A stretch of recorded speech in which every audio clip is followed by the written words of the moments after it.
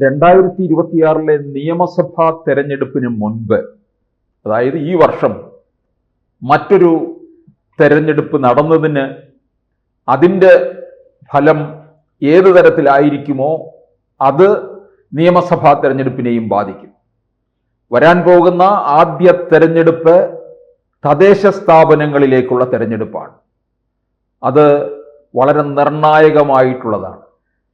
LDF മുന്നണിയിൽ നിന്ന് ചില ഘടകകക്ഷികൾ ചിലപ്പോൾ മാറിപ്പോകാനുള്ള സാധ്യതയുണ്ട്.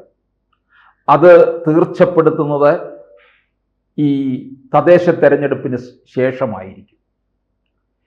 തിരുവനന്തപുരത്ത് ഏറ്റവും പ്രധാനമായിട്ടുള്ള ഒന്നാണ്, അതായത് BJP നോട്ടമിട്ടിരിക്കുന്ന ഒരു ജില്ലയാണ് തിരുവനന്തപുരം. പ്രത്യേകിച്ച് പാർലമെന്റിലായാലും നിയമസഭയിലായാലും തദ്ദേശ സ്ഥാപനങ്ങളിലേക്കുള്ള തെരഞ്ഞെടുപ്പിൽ തിരുവനന്തപുരം കോർപ്പറേഷനും തൃശൂർ കോർപ്പറേഷനുമാണ് BJP പ്രധാന ലക്ഷ്യം വയ്ക്കുന്നത്. ഇതിൽ തിരുവനന്തപുരം ഭരണത്തോടെ തൊട്ടടുത്ത് നിൽക്കുന്നതാണ്.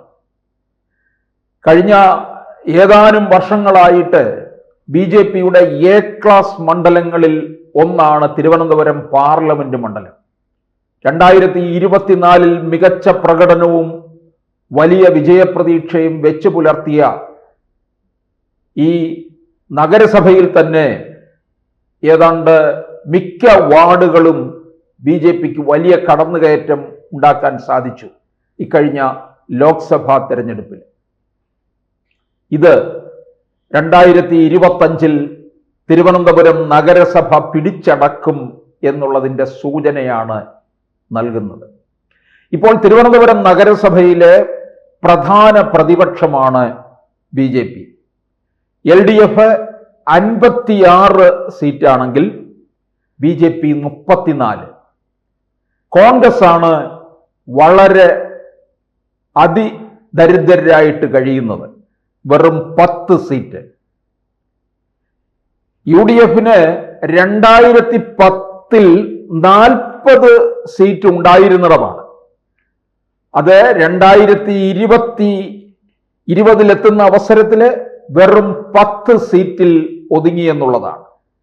ഇനിയും ഈ വരാൻ പോകുന്ന ഈ 2025 തെരഞ്ഞെടുപ്പില് കോൺഗ്രസ് സംപൂജ്യരായി മാറും. ഡൽഹി നിയമസഭയില് കോൺഗ്രസിന് പറ്റിയ അതേ സ്ഥിതി തന്നെയായിരിക്കും ഇവിടെ തിരുവനന്തപുരം നഗരസഭയിൽ കോൺഗ്രസിന് സംഭവിക്കാൻ പോകുന്നത്. സംസ്ഥാന തലസ്ഥാനത്തെ ഭരണം പിടിക്കുക എന്നുള്ളത് BJPയെ സംബന്ധിച്ചിടത്തോളം ഏറ്റവും പ്രധാനപ്പെട്ട കാര്യമാണ്.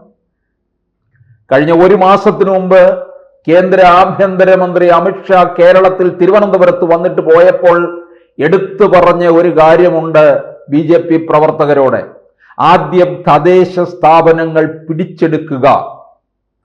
അതാണ് അതിൻ്റെ കൃത്യമായ വിവരം, അതാണ് അതിൻ്റെ റൂട്ട്. താഴെ തട്ടിൽ നിന്ന് കയറി വരിക. ഇപ്പോൾ വിജയത്തോട് അടുത്ത് നിൽക്കുകയാണ്. കഴിഞ്ഞ 30 വർഷമായിട്ട് തിരുവനന്തപുരം നഗരസഭ ഭരിച്ചുകൊണ്ടിരിക്കുന്നത് LDF ആണ്. 2020 അധികാരത്തിൽ വന്നിരിക്കുന്ന ഈ നഗരസഭ, ആര്യ രാജേന്ദ്രൻ നയിച്ചുകൊണ്ടിരിക്കുന്ന ഈ നഗരസഭയെക്കുറിച്ച് പരാതികൾ മാത്രമേ ഉള്ളൂ. തിരുവനന്തപുരത്ത് ഏതാണ്ട് ഒരു 15-20 വർഷം പിറകോട്ടടിക്കുന്ന രീതിയിലുള്ള പ്രവർത്തനവും അഴിമതിയും കെടുകാര്യസ്ഥതയും കൊണ്ട് നിറഞ്ഞതായിരുന്നു. നമുക്കറിയാം, ഇല്ലാത്ത പൊങ്കാലയ്ക്ക് വേണ്ടി പണം എഴുതിയെടുക്കാനുള്ള ശ്രമം, സഖാക്കന്മാരെ തിരികെ കയറ്റുന്നതിന് വേണ്ടിയുള്ള പിൻവാതിൽ നിയമനം, അങ്ങനെ എല്ലാ വകുപ്പുകളിലും അവരുടേതായ അഴിമതിയും അതുപോലെ തന്നെ തന്നിഷ്ടവും ഒക്കെ ഈ നഗരസഭയിൽ നടന്നു എന്നുള്ളതാണ് ഇവിടെ ഉണ്ടാക്കിയിട്ടുള്ള ഏറ്റവും വലിയ ഈ ജനങ്ങളിൽ നിന്ന് അകന്നു നിന്നതായ പ്രശ്നങ്ങൾ. കൂടാതെ മേയർ ആര്യ രാജേന്ദ്രനെ കഴിയുന്ന രീതിയിൽ ഉണ്ടാക്കിയിട്ടുള്ള പ്രശ്നങ്ങൾ, KSRTC ബസ് മേയറും ഭർത്താവ് ബാലുശ്ശേരി MLAയും കൂടി നടു റോഡിൽ തടഞ്ഞു നിർത്തുക, യാത്രക്കാരെ ഇറക്കി വിടുക, ഡ്രൈവറെ ശകാരിക്കുക, എംപാനൽ ജീവനക്കാരനായ ഡ്രൈവറുടെ ജോലി നഷ്ടപ്പെടുത്തി കുടുംബം പട്ടിണിയിലാക്കുക, അങ്ങനെ നിരവധി കാര്യങ്ങൾ ഇതൊക്കെ തന്നെ LDFനും തിരുവനന്തപുരം നഗരസഭയ്ക്കും എതിരായ ഒരു ജനവിധി എഴുത്ത് ഈ വർഷം ഉണ്ടാകും എന്നുള്ള കണക്കുകൂട്ടലാണ് പ്രതിപക്ഷത്തുള്ളത്. പ്രതിപക്ഷം എന്ന് പറയുമ്പോൾ അത് UDFന്റെ ഭാഗമല്ല, BJPയിൽ തന്നെയാണ്. 34 ഉപതെരഞ്ഞെടുപ്പിൽ വെള്ളാർ വാർഡ് നഷ്ടപ്പെട്ടിട്ടുണ്ട്. അതുപോലെ തന്നെ കഴിഞ്ഞ 2 തവണയായിട്ട് BJPയാണ് രണ്ടാം സ്ഥാനത്ത്, അതായത് പ്രധാന പ്രതിപക്ഷമായിട്ട് നിൽക്കുന്നത്. 2010 ഓർക്കണം, 6 സീറ്റ് മാത്രമായിരുന്നു BJPക്ക് ഉണ്ടായിരുന്നത് 2010. അതേ അവസരത്തിൽ UDFന് 40 സീറ്റ് ഉണ്ടായിരുന്നു. ആ 40 സീറ്റ് ഉണ്ടായിരുന്നിടത്താണ് ഇന്ന് 2020 വന്നിട്ട് UDFന് വെറും 10 സീറ്റിൽ ഒതുങ്ങേണ്ടി വന്നു. 2010 BJP 6 സീറ്റിലായിരുന്നുവെങ്കിൽ 2015 വന്നിട്ട് 34 സീറ്റിലേക്കും 2020 34 സീറ്റിലേക്കുമാണ് കുതിച്ചുയർന്നത്.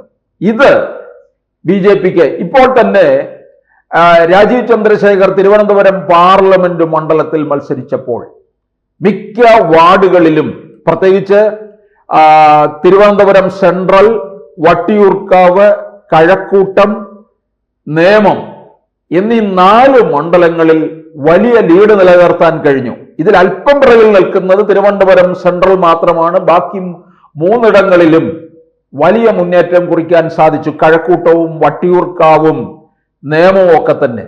നേമം BJPക്ക് ആദ്യം കേരള നിയമസഭയിൽ കിട്ടിയ മണ്ഡലമാണ്. അവിടെ മിക്ക വാർഡുകളും BJPക്ക് അനുകൂലമായിട്ട് തന്നെയാണ് നിൽക്കുന്നത്. RSSന്റെ നിരവധി ശാഖകളുള്ള ഒരു മണ്ഡലം കൂടിയാണ്.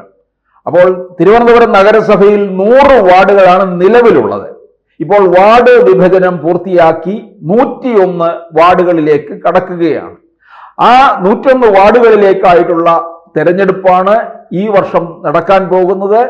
അപ്പോൾ ഇതിനകത്ത് BJP വലിയ മുന്നേറ്റം കുറിച്ചു കഴിഞ്ഞാൽ, അതായത് ഭരണം കോർപ്പറേഷൻ പിടിച്ചെടുത്തു കഴിഞ്ഞാൽ, ഇത് ഇവർക്ക് ഈ വരാൻ പോകുന്ന നിയമസഭാ തെരഞ്ഞെടുപ്പിലും വലിയ ഊർജം കിട്ടുന്ന ഒന്നായി മാറുമെന്നുള്ളത് ഉറപ്പാണ്. തിരുവനന്തപുരം പോലെ തന്നെ ഈ 2 മുനിസിപ്പാലിറ്റികൾ ഇപ്പോൾ BJPയുടെ കൈകളിലാണ്. പാലക്കാടും മറ്റൊന്ന് പന്തളവുമാണ്. അതുപോലെ തന്നെ തൃശ്ശൂരിൽ വലിയ വിജയം BJPക്ക് ഉണ്ട്. BJPക്ക് അവിടെ നിന്ന് തന്നെ ഒരു MP ഉള്ളത് കൊണ്ട് തന്നെ തീർച്ചയായിട്ടും തൃശ്ശൂർ കോർപ്പറേഷനും പിടിച്ചെടുക്കാമെന്നുള്ള പ്രതീക്ഷയുണ്ട്. ഇവിടെ തിരുവനന്തപുരത്ത് അങ്ങനെ ഒരു MPയോ MLAയോ ഇല്ലെങ്കിൽ പോലും ഇവിടെ താഴെ തട്ടിൽ BJPക്ക് വലിയ സ്വാധീനമുള്ളത് കൊണ്ടും വാർഡുകളില് ലോക്സഭയിലൊക്കെ തന്നെ വലിയ മുന്നേറ്റം ഉണ്ടാക്കിയതും തിരുവനന്തപുരം നഗരസഭ പിടിച്ചെടുക്കാം എന്ന് BJP കണക്കുകൂട്ടുന്നു. കൂടുതൽ വാർത്തകളും വിശേഷങ്ങളും നിങ്ങളിലേക്ക് എത്താൻ ABC മലയാളം സബ്സ്ക്രൈബ് ചെയ്യുക, ബെൽ ബട്ടണും അമർത്തുക.